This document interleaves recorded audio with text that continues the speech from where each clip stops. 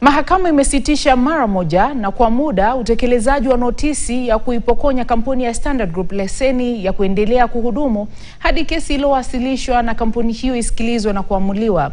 Katika maagizo yake yaliyotolewa Jumatano tarehe 16 Aprili mwaka 2025, Rosemary Kuria anayeongoza jopo la kusikiliza malalamishi kuhusu vyombo vya habari ameagiza kusitisha kwa notisi hiyo.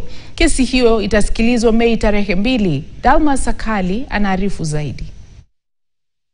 Katika jaribio la kuhujumu utendakazi wa vituo vya upeperushaji matangazo vya Standard Group, mamlaka ya mawasiliano nchini CA ilitoa notisi ikitishia kupokonya kampuni hii leseni za kuhudumu kwa vituo vyake mbalimbali.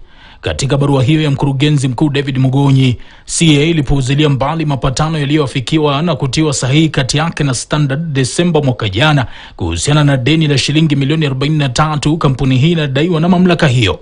Sasa jopo la kushughulikia mizozo ya vyombo vya habari na idara ya mawasiliano limeitaja kesi iliyowasilishwa na Standard kuwa ya dharura, huku mamlaka ya mawasiliano ikiagizwa kusitisha mara moja utekelezaji wa notisi yake. Mwenyekiti wa jopo hilo Rosemary Kuria ameitaka Standard kuwasilisha malalamishi yake kwa mshtakiwa kufikia mwisho wa siku ya Alhamisi tarehe 17 Aprili mwaka 2025, huku mshtakiwa huyo akipatiwa siku 14 kuwasilisha majibu yake. Kesi hiyo itasikilizwa tarehe 2 Mei. Mhariri mkuu wa Standard Group PLC Chacha Mwita ameshikilia kuwa serikali inatumia deni hilo kuhujumu utendakazi wa vyombo vya habari vya Standard kutokana na vichwa vya habari vya kweli na visioegemea upande wowote vya gazeti la The Standard na upeperushaji wake wa habari usiokuwa na mfano katika runinga na redio. Anything outside of that smacks of ill will and malice, and we have no option but to fight it. Aidha, ajabu ni kuwa Standard inaidai serikali ya kitaifa na za kaunti jumla ya shilingi bilioni 1.2 kupitia matangazo ya kibiashara yaliyopeperushwa.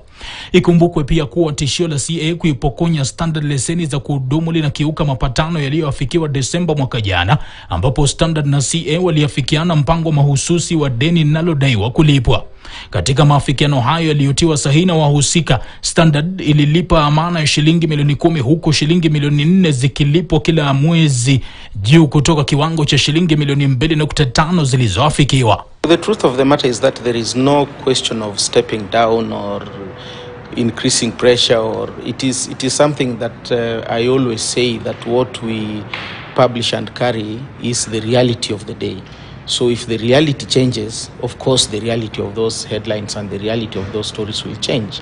We are not going to back down. We are not going to report things that are not the reality just to make some people happy. Sakali, Dalmas, KTN.